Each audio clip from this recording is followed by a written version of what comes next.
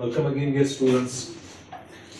जैसा आप जानते हैं हम क्वाड्रेटिक इक्वेशन के 4 सेशंस में 4 लेक्चर्स में हमने वो कंप्लीट कर लिया। ठीक उसमें हमने कंप्लीटली वो रूट्स कैसे निकालने, क्वाड्रेटिक इक्वेशन कैसे बनानी है, वो चीजें हमने डिस्कस की थी।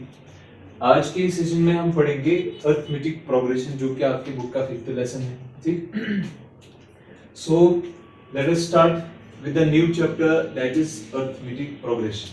अरिथमेटिक प्रोग्रेशन को बेसिक से समझने के लिए हमें कुछ चीजें पता होनी चाहिए। पहले कुछ चीजें डिस्कस कर लेंगे, उसके बाद हम अरिथमेटिक प्रोग्रेशन को अच्छे से समझ पाएंगे। देखिए बेटा, क्या है कि अरिथमेटिक प्रोग्रेशन एक ऐसी सीरीज को बोलते हैं, एक ऐसी सीरीज का होना प्लस में उस सीरीज में एक डेफिनेट ऑर्डर होना चाहिए।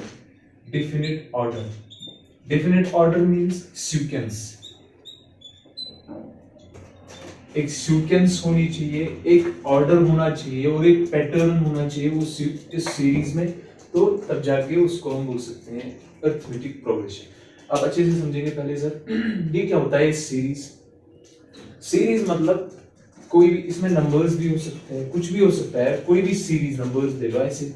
Suppose example 1 2 3 4 till infinity, this is a series of natural numbers we can say। ठीक है, सो एक ऐसे भी सीरीज हो सकती है 20 30 40 जस्ट लाइक एज 5 का टेबल ऐसे भी हो सकता है ना, 5 10 15, ये एक सीरीज है। या ऑड नंबर्स लिखेंगे 3 5 7 9 till infinity, these are called only series, है ना। एक ऑर्डर में चल रही है, मतलब इंक्रीजिंग और डिक्रीजिंग ऑर्डर में, this is a series. It is also a series 3 5 6 2 7 5 7, this is. इसमें कोई ऑर्डर नहीं है यार, ऑर्डर की बाद में बात कर लेंगे, पहले इस सीरीज का बात करते हैं। भाई सीरीज में डिफरेंट कंपोनेंट्स होते हैं, इनके कंपोनेंट्स को ये ना 1 2 3 4, जैसे लाइक इसमें 30 40 है, 3 5 7, इस वाले में है 5 6 2 5 7।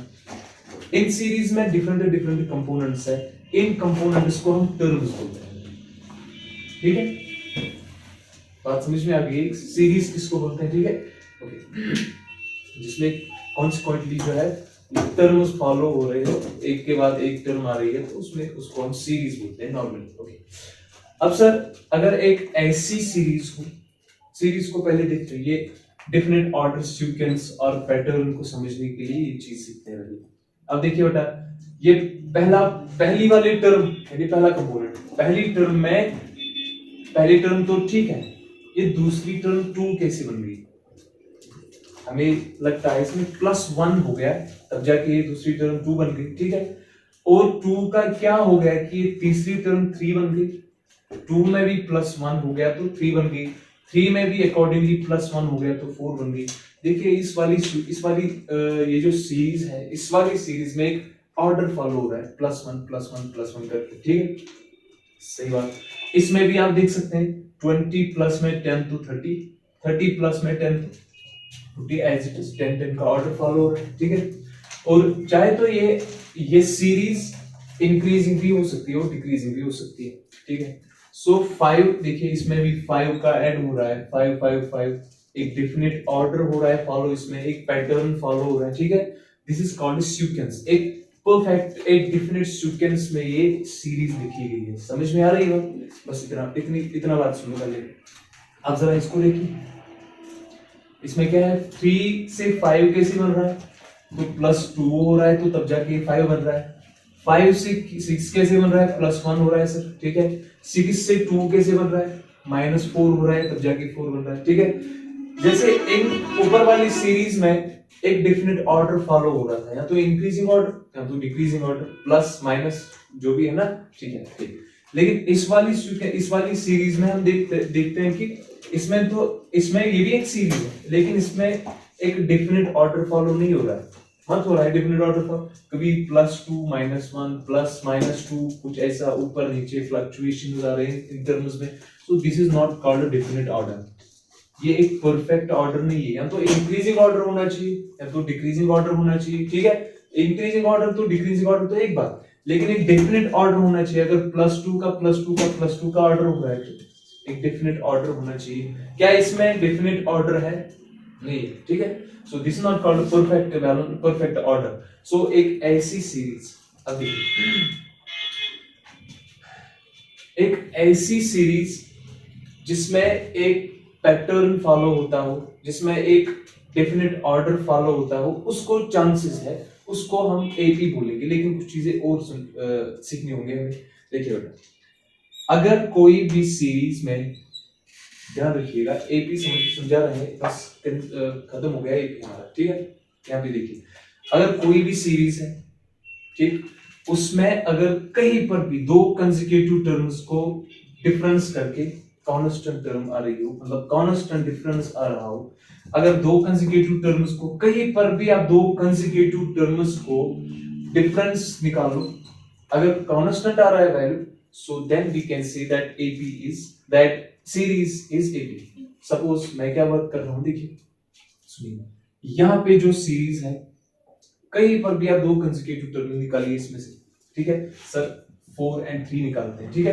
3 and 4 को निकालेंगे तो इनकी डिफरेंस क्या आ रही है, सपोज अभी -1 आ रही है डिफरेंस, ठीक है। इनको जरा देख लो, इन दो टर्म्स कंसेक्यूटिव टर्म्स को, 2 and 3 को, 2 and 3 को भी माइनस कर लेंगे तो -1 ही आ रहा है, ठीक है। 1 और 2 को कर लो, 1 और 2 को कहीं पर भी आप दो कंसेक्यूटिव टर्म्स उठाइए, अगर डिफरेंस कांस्टेंट आ रही है, देखिए 1 and 2 को करना है ना माइनस, यहाँ पर भी -1 रिजल्ट आएगा। हमें हर दो कंसेक्यूटिव टर्म्स में डिफरेंस -1 होकर आती है, मतलब एक कांस्टेंट आती है, कांस्टेंट है ना। सेम जब भी एक सीरीज में दो कंसेक्यूटिव टर्म्स की डिफरेंस कांस्टेंट आए, उस वाली सीरीज को हम बोलते हैं this is called an AP. Clear? What is an AP? Sir, it is a series which follows a definite sequence in which any consecutive terms or in which the difference of consecutive terms remains constant। ठीक है, इतना तो हो गया एक। Clear? Okay,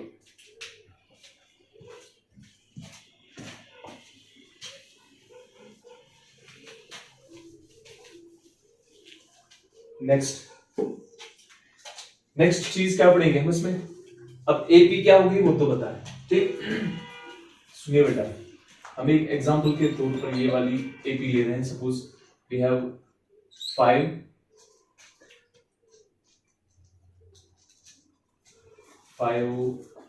suppose ऐसा लेंगे, 5 9 13 17 just like सी। क्या ये एपी है? चेक कर लीजिए, ये एक सीरीज है बेटा, ठीक है। कंसेक्यूटिवली नंबर्स फॉलो हो रहे हैं, एक के बाद एक नंबर आ रहा है, तो this is an AP, this is a series only. Check whether it is an AP और नॉट। मैंने क्या बोला? कहीं पर भी दो कंसेक्यूटिव टर्म्स ले लो, कांस्टेंट होनी चाहिए इनकी difference. Suppose we are taking these two 9 and 13, ठीक। 9 and 13 की डिफरेंस देखेंगे, फिर 9 and 13 क्या हो गया? -4 आ रहा है हमारा, ठीक है। सो 5 and 9 की डिफरेंस देखते हैं, 5 - 9 फिर से -4 आ रहा है, ठीक। The difference is constant, the difference of to consecutive terms is constant, so this is called AP. ये हो गया हमारी अरिथमेटिक प्रोग्रेशन, ठीक है। ओके, नाउ अरिथमेटिक प्रोग्रेशन, ये जो सीरीज है, एपी सीरीज है, इसकी पहली टर्म होती है, ठीक है। इसको हम डिनोट करते हैं ऐसे, या तो आप इसको ए भी लिख सकते हो, A means first term of an AP, और इसको A1 भी बोल सकते हैं, ऐसे भी डिनोट कर सकते हैं, A1, और T1 भी बोल सकते हैं हम इसको, ठीक है। सो A1 T1 क्या हो गया? हमारी एपी की फर्स्ट टर्म, ठीक है। अब सेकंड टर्म, अब जरा ध्यान लगा के देखिए, सेकंड टर्म है हमारी, ये हो गई A2, यानी दूसरी टर्म, ठीक। अगर A1 हो गई फर्स्ट टर्म, नेक्स्ट टर्म यानी सेकंड टर्म हो गई A2। ये A2 को देखिए जरा, इसमें क्या है? ये A2 कैसे बन गई? सर, एक तो ऐसा है, देखिए, एक तो इसमें A है, फर्स्ट टर्म है, दूसरी वाली टर्म है, देखिए, एक तो A वाली टर्म यानी फर्स्ट टर्म है इसमें, प्लस में और कुछ चीज है इसमें, देखिए 9 है, ठीक है ना। और क्या है भाई? सॉरी 5 फर्स्ट टर्म है, प्लस 4 कर रखा है हमने, तो तब जाके ये बन गई सेकंड टर्म 9, ठीक। सो मतलब दूसरी वाली टर्म में एक तो फर्स्ट टर्म है 5, प्लस में एडिशन में 4 है ना, एडिशन में 4 है, ये 4 क्या है sir? This is the difference between the terms, है ना, वो डिफरेंस जो निकल रही है। समझ में आ रही है? ये चीज समझने के लिए इससे पहले और एक चीज यहां से देखो बेटा। ओके, इस एपी में एक तो फर्स्ट टर्म सुनिए, दूसरा चीज जिसको हम कॉमन डिफरेंस बोलते हैं। अभी जो आपने सुना, मैंने बोला कि कंसेक्यूटिव टर्म्स की डिफरेंस कांस्टेंट होनी चाहिए, that constant difference is called the common difference. देखिए कैसे कॉमन डिफरेंस कैसे कैलकुलेट करते हैं, इसको हम डिनोट करते हैं कॉमन डिफरेंस को डी से, ठीक है। और ये हम ऐसे कैलकुलेट करते हैं सर, कोई भी टर्म मींस कोई भी टर्म ले लो यहां से, ठीक है, कोई भी टर्म ले लो, एनी टर्म, उसमें से माइनस करेंगे प्रीवियस वाली टर्म, प्रीवियस टर्म। कोई भी टर्म ले लो, सपोज 17 ले रहे हैं, माइनस कर लो इसकी प्रीवियस टर्म इसकी क्या है 13, 17 टर्म ले रहे हैं, इसकी प्रीवियस टर्म 13 है, माइनस कर लेंगे तो आंसर क्या आएगा, 17 में से 13 तो 4 आ रहा है आंसर। कहीं पर भी आप ये हो रही है, ये होता है कॉमन डिफरेंस, कॉमन डिफरेंस को चेक कर लीजिए।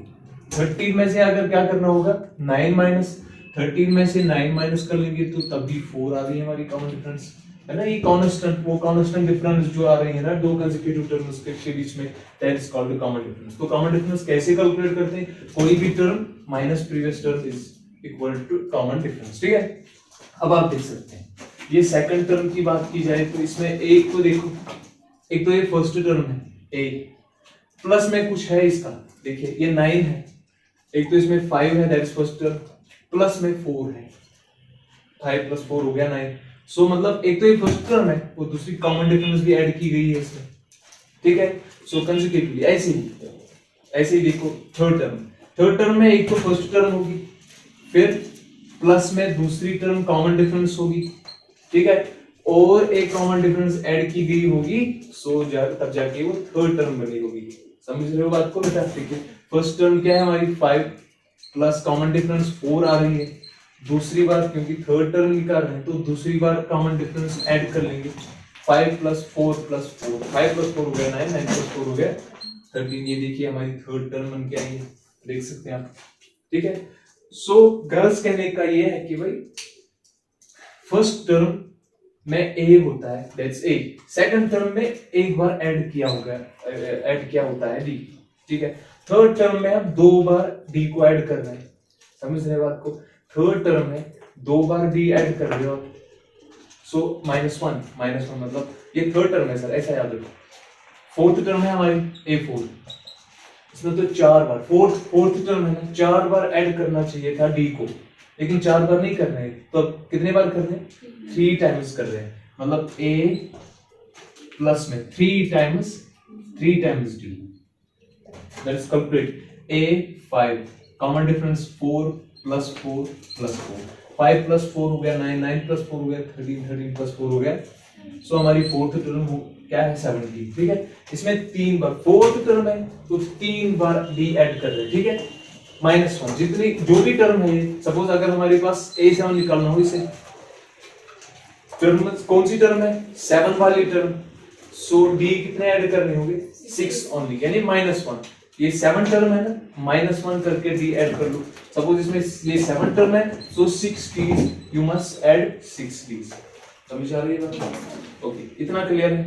अब देखिए इसमें दूसरी बात, सो और एक चीज यहाँ पे ध्यान रखिएगा, अगर फर्स्ट टर्म तो ए है, क्लियर, सेकंड टर्म क्या बनेगी हमारी ए प्लस में सेकंड टर्म है, कितने डी ऐड करने होंगे 1 डी, 1 ए प्लस डी। थर्ड टर्म कैसे बनेगी, थर्ड टर्म बनेगी हमारी 2 बार ऐड करना पड़ेगा डी को, ठीक है।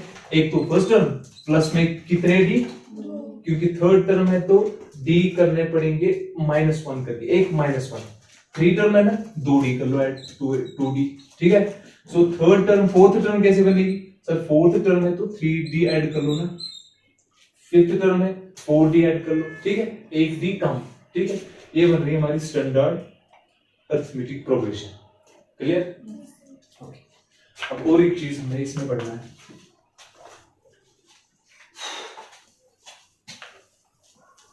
ध्यान रखिएगा बेटा,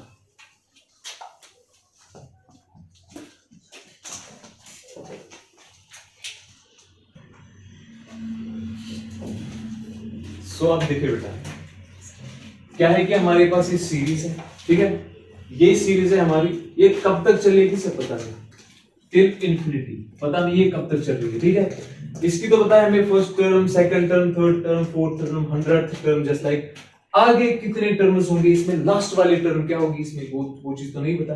हम कहेंगे सर ये यहां तक चल रही है, मतलब ए nth तक, nth टर्म आ रही है इसमें, मतलब अननोन टर्म, पता नहीं है हमें ये कहां तक जा रही है, nth टर्म कौन सी टर्म है, कोई एक टर्म है इसमें, कोई एक टर्म, लेकिन वी डोंट नो, ठीक।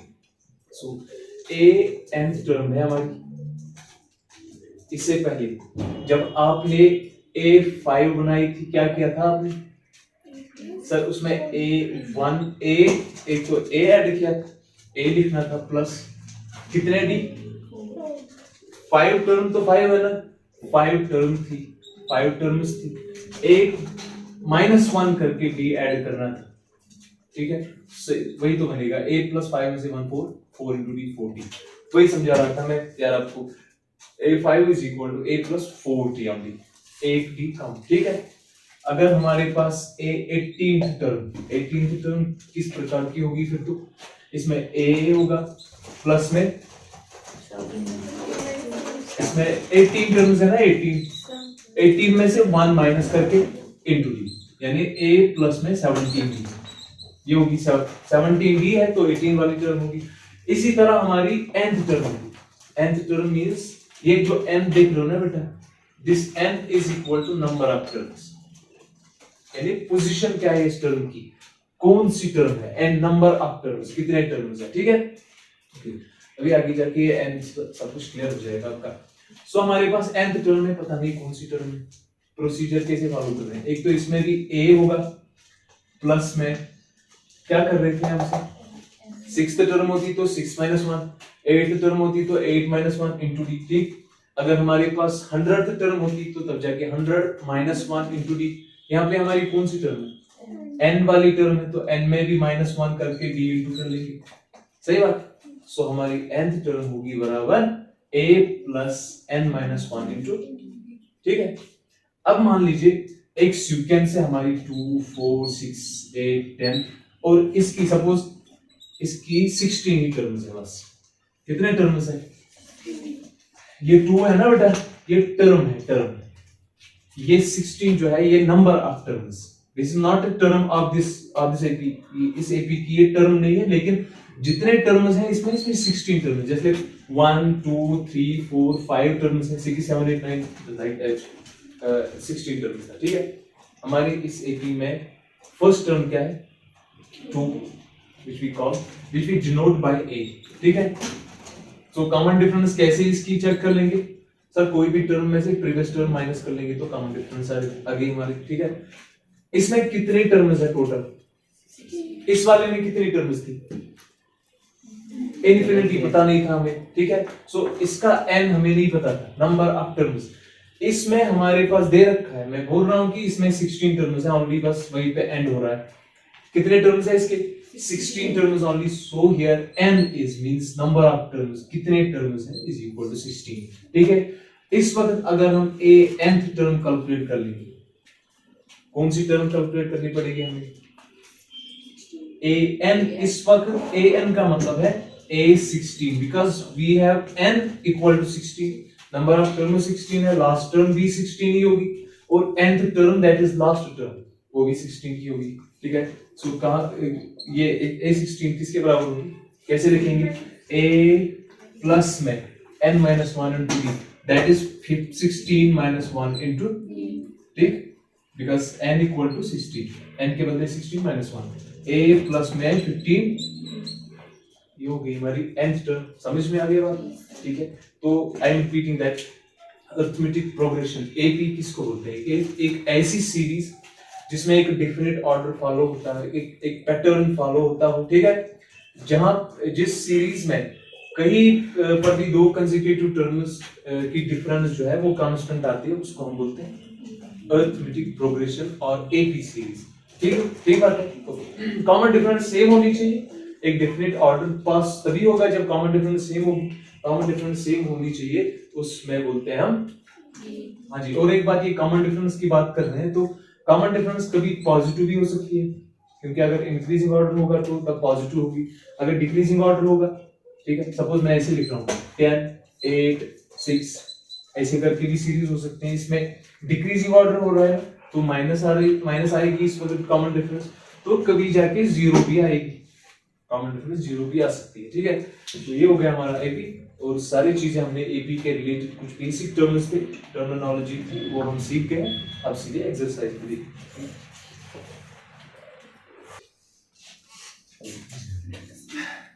So guys, let us move towards exercise 5.1.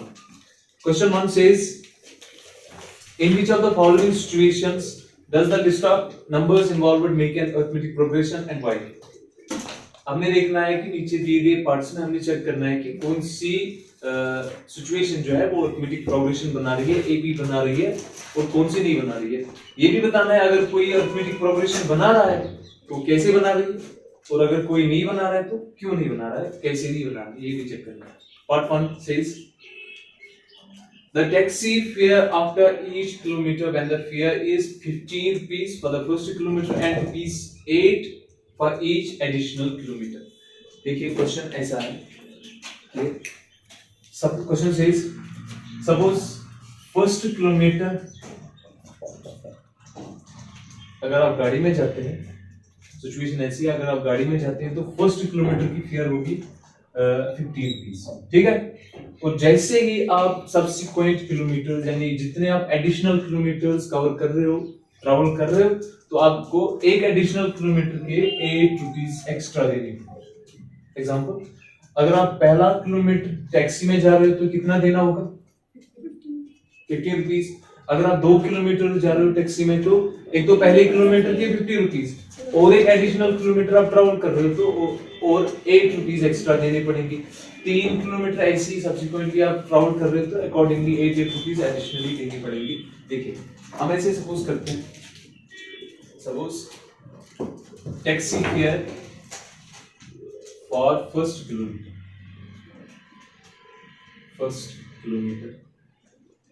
Is ₹15। First kilometre की टैक्सी फेयर है 15 रुपीज, ठीक है। ओके, फेयर फॉर 2 किलोमीटर्स, अगर फर्स्ट किलोमीटर की फेयर 15 रुपीज है, दूसरे 2 किलोमीटर हम ट्रैवल कर रहे हैं, सर क्वेश्चन के हिसाब से पहले तो 15 रुपीज देने होंगे बिकॉज फर्स्ट किलोमीटर के 15 रुपीज है, फिर आप और 1 किलोमीटर ट्रैवल कर रहे हो तो उसके लिए आपने एडिशनली 8 रुपीज देने होंगे, लेकिन पहले किलोमीटर की 50 रुपीज, फिर जितने भी आप किलोमीटर ट्रैवल करोगे 80 रुपीज, ठीक है। सो हमारी दूसरी टर्म इसमें बनेगी 15 plus 8 23, clear. So fair for 3 kilometres, 3 kilometres की फेयर कितनी बनेगी, पहले किलोमीटर को 15 रुपीज, फिर दूसरे किलोमीटर के 8 रुपीज, फिर तीसरे किलोमीटर के भी आपने 8 रुपीज ही देने होंगे। समझ में आ रही बात। अब देखिए कितना बनेगा, 15 प्लस 8 हो गया 23, 23 प्लस 8 हो गया 31, ठीक है। ऐसे ही करके जितनी अभी आप एडिशनल किलोमीटर ट्रैवल कर लोगे 8 रुपीज आपने देने। So here the first term एक सीरीज बन रही है हमारी, ये देखिए फर्स्ट टर्म क्या है हमारी 15, हमारी फर्स्ट टर्म है 15, सेकंड टर्म है हमारी 23 एंड थर्ड टर्म है 31, ऐसे ही चलता रहेगा जैसे आप एडिशनल ट्राउल कर रहे हो। Let us check this, is this series follows or is this series format AP or not? AP के लिए क्या करना होगा, एक सीरीज जिसमें कॉमन डिफरेंस कांस्टेंट आ रही है, जिसमें कॉमन डिफरेंस सेम आ रही है, उस सीरीज को हम AP बोलते हैं, ठीक है। Here we have A, that is first term, which is 50. Okay, let us check the common difference, that is D, that is denoted by D. Common difference कैसे चेक करते हैं, शाबाश, कोई भी टर्म माइनस प्रीवियस टर्म, आप 31 ले रहे हो, माइनस कर लो इसकी प्रीवियस टर्म, that is 23, ठीक, रिजल्ट क्या आ रहा है 8। 2-3 बार चेक किया करो, तो ये कॉमन डिफरेंस को 2-3 बार चेक किया करो, क्योंकि हो सकता है पहले 2-3 टर्म्स के लिए सीक्वेंस मतलब एक पैटर्न फॉलो होता हो, फिर फोर्थ वाली टर्म में ऑर्डर फॉलो ना हो रहा हो, इसलिए 2-3 बार कर लिया करो, ये कॉमन मिस्टेक। सो अब 23 को ले लेंगे और इसकी प्रीवियस टर्म माइनस करके देखते हैं 15। 23 में से 15 माइनस कर लेंगे तो 8 आएगा हमारा result. So here we have common difference same, common difference same है, ठीक है। सो दिस series forms and AP, hence common difference same है, hence it follows an AP.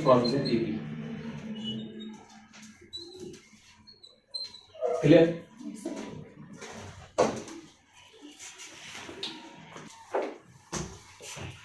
Next part, question number 1 का second part.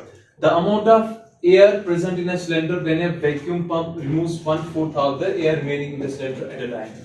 Question says हमारे पास cylinder में suppose gas है, air है, व्हाटएवर, एक सिलेंडर ले लेंगे ऐसा, इसमें जितना भी गैस अवेलेबल है इस वक्त, जितना भी इसमें एयर अवेलेबल है, suppose we don't know the quantity actually, suppose इसमें x गैस कितने लीटर्स, x लीटर्स गैस इसमें अवेलेबल है, एयर अवेलेबल है, ठीक है।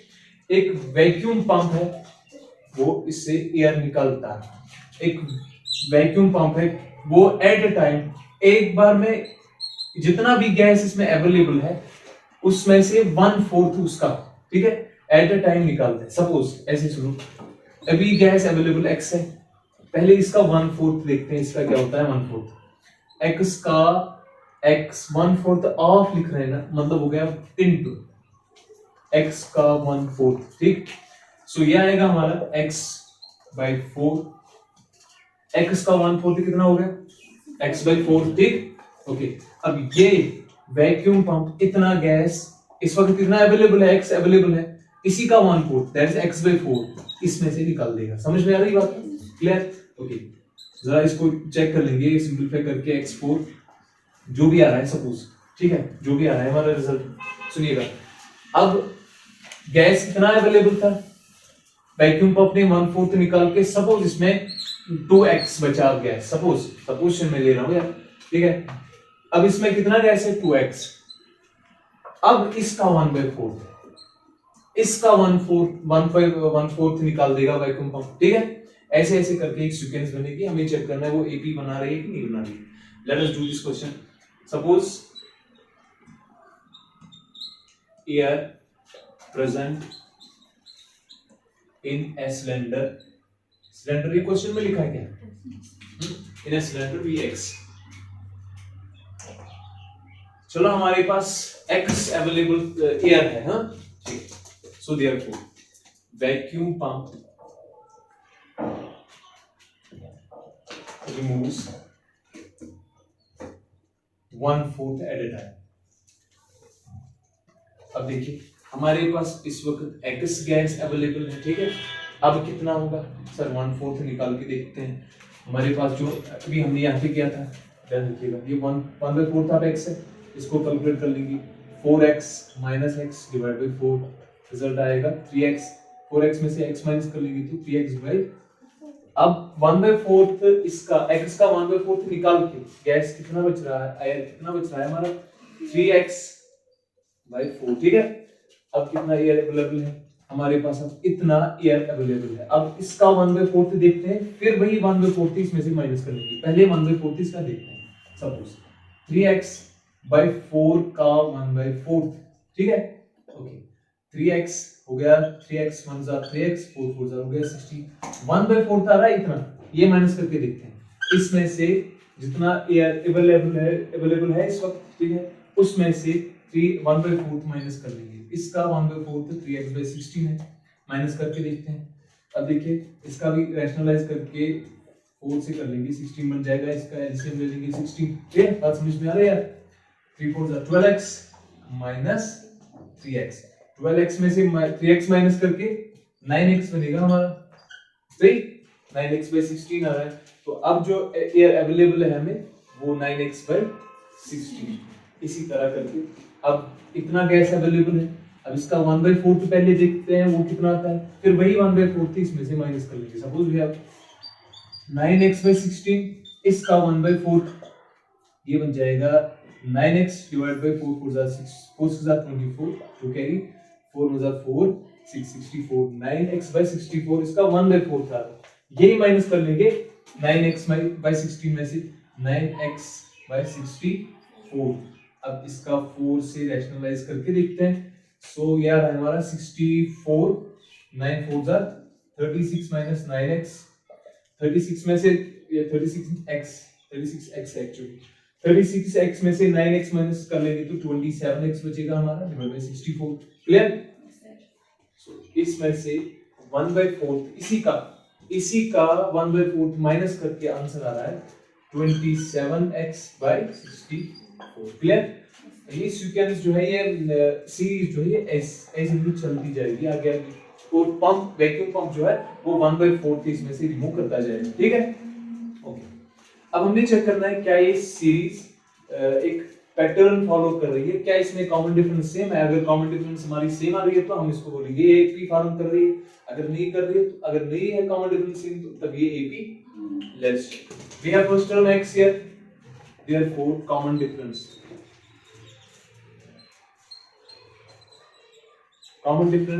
which is denoted by t equals to any term minus previous term। कोई भी टर्म ले लो यहां से आप 27x डिवाइड बाय 64 में से माइनस कर लेंगे 9x/16। ये टर्म ले रहे हैं और इसकी प्रीवियस टर्म माइनस कर लो। सो इसका ऐसे कर लेंगे, ठीक है। 64 एलसीएम आएगा 27x माइनस 9 4 जा 36x। क्लियर? 36x में से 27 बाहर निकालेंगे तो कितना बचेगा हमारा 9 माइनस 9x/64। ठीक है, क्लियर? अब कॉमन डिफरेंस आ रही है माइनस 9x डिवाइड बाय 64। फिर से चेक कर लेंगे क्या सही यही कॉमन डिफरेंस आ रही है। यहां से देखते हैं हमारा कॉमन डिफरेंस। अब ये वाली टर्म ले लेंगे 9x/16, इसमें से माइनस कर लेंगे इसकी previous term that is 3x/4। इसका भी एलसीएम ले लेंगे।